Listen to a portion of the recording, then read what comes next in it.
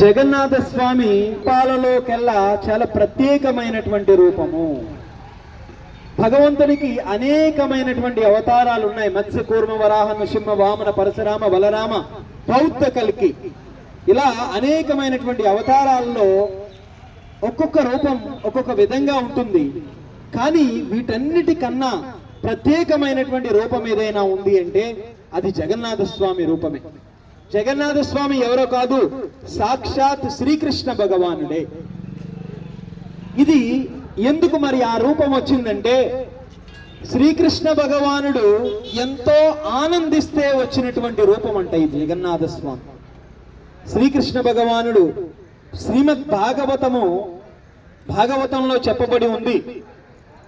శ్రీమద్ భాగవతంలో దశమ స్కందము చాలా ప్రత్యేకమైనటువంటి ఒక వేదములు అనేటువంటి కల్పవృక్షానికి కాసినటువంటి ఒక ప్రత్యేకమైనటువంటి మామిడి ఫలము భాగవతం అయితే, ఈ భాగవతము ఎక్కడ చూసినా అమృతమే ఉందంట. ఎందుకంటే దాంట్లో భగవంతుని యొక్క లీలలు ఉన్నాయంట. భగవంతుని యొక్క